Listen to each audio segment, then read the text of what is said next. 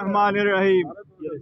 अल्हम्दुलिल्लाह, आज पाकिस्तान के लिए, पाकिस्तान के 25 करोड़ आवाम के लिए खुशी का दिन है। आज इंसाफ का आलम बुलंद हुआ, हक जाहिर हुआ।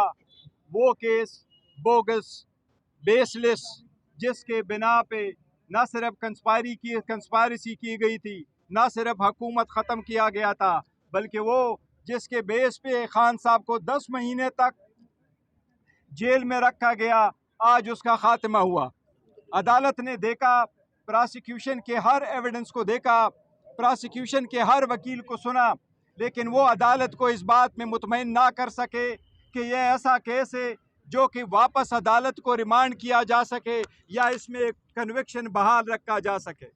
इसमें न सिर्फ बुनियादी असूलों को मद्देनज़र नहीं रखा गया था, बल्कि जुल्म की इंतहा कर दी गई थी। अल्हम्दुलिल्लाह, आज हम सारे इस बात पे खुश है कि फाइनली अल्लाह ताला ने खान साहब को सुरखरू किया। इंशाल्लाह वो दिन दूर नहीं है जब खान साहब बहुत जल्द बाकी केसेस में उनकी एक्विटल होगी और इंशाल्लाह बहुत जल्द बाहर होंगे और आवाम के सामने होंगे। जी शिबली साहब। जी शुक्रिया जी। देखें, सबसे बड़ी बात यह है कि हमारे पूरे मुल्क के हरदल अजीज़ लीडर इमरान खान और शाह महमूद कुरैशी साहब भी उन पे जो इल्ज़ामात लगे थे वो आप सब ने देख लिया कि वो बिल्कुल सियासी बुनियाद पे थे और उसकी कोई कानूनी हैसियत नहीं थी। मकसद था उनको विक्टिमाइज़ करना। दूसरी खुशी की बात यह है कि पाकिस्तान के अवाम अचानक थोड़ी देर के लिए सोचने लगेंगे कि इस मुल्क में कभी कभार इंसाफ भी हो जाता है। ये बात बड़ी अहम है, क्योंकि जब तक मुल्क में इंसाफ की फराहमी, कानून की बालादस्ती नहीं होगी तो वो मुल्क कभी तरक्की नहीं कर सकता। खान साहब ने जिस इस्तकामत से, जिस बहादुरी से और जिस पुख्ता अज़म के साथ ये जो जितने भी केस उन पे बनाए गए हैं, चाहे वो अलकादर यूनिवर्सिटी का हो, चाहे वो तोशाखाना का हो, चाहे वो ये साइफर केस हो या इद्दत केस हो। अब देखें, जो इद्दत केस है उसमें आपने देखा, एक तरफ तो हमें ये हवा का एक ताज़ा झोंका मिला जिसमें कि हम बहुत खुश हैं अपने लीडर के लिए और अपने मुल्क के लिए और अपने इंसाफ की फराहम करने वाले इदारों के लिए, क्योंकि उनसे इस किस्म के इंसाफ के फैसलों से उनका भी उनकी जो क्रेडिबिलिटी है वो बड़ी है।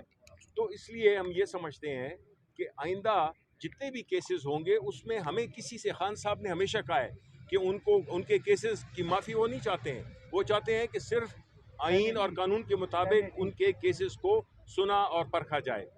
इंशाअल्लाह हम यही उम्मीद, इस वक्त हमको पता है कि हमारा एक दूसरा अहम केस सुप्रीम कोर्ट में लगा हुआ है जिसकी आज पहले दिन उसकी समाअत हुई, और वो है हमारी रिज़र्व सीट्स। ये वो है जो जिन्होंने इमरान खान और उसकी पार्टी पे एतमाद करते हुए पाकिस्तान के अक्सरियत ने उनको वोट दिया, लेकिन वो रास्ते में हमसे चुरा लिया गया। अब हम जो सुप्रीम कोर्ट में जो हमारा केस है वो सिर्फ यही है कि जो अवाम का मैंडेट है वो वापस किया जाए, न सिर्फ के इलेक्शन ट्रिब्यूनल के ज़रिए भी, और ये जो रिज़र्व्ड और माइनॉरिटी सीट्स हैं वो हमें पाकिस्तान तहरीक इंसाफ को मिलनी चाहिए। ये इंसाफ का तकाजा है, ये जमहूरियत का तकाजा है, और ये उस स्पिरिट का मुजाहरा है जिससे कि हमारी जो अवाम ने हमें मैंडेट दिया है वो हमें वापस मिला जाए। और हम ये समझते हैं कि पाकिस्तान तहरीक इंसाफ एक पुरअमन, एक सियासी, इस मुल्क की सबसे बड़ी सियासी जमात, न सिर्फ वोटों की सूरत में बल्कि पार्लियामेंट में हमारी जो अददी अक्सरियत है, चाहे वो सेनेट में हो या लोअर हाउस में हो, उससे यही जाहिर होता है कि बावजूद तमाम तर कोशिशों के कि अवाम की असली नुमाइंदे ना आ सके, वहाँ पे अवाम ने अपना फैसला लिया है। और हमारी जंग यही है कि इस मुल्क में कानून की बालादस्ती हो और इससे हमारे जो मुल्क की तरक्की है वो मुमकिन हो सके।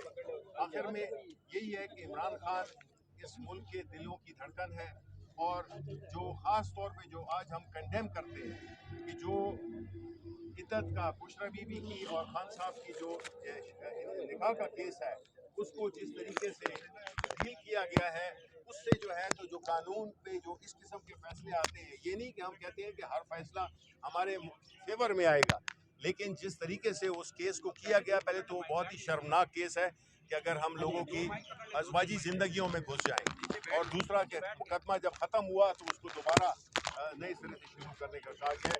ये एक ब्लैक डॉट है अपना जुडिशरी के उसमें हिस्ट्री में। शुक्रिया।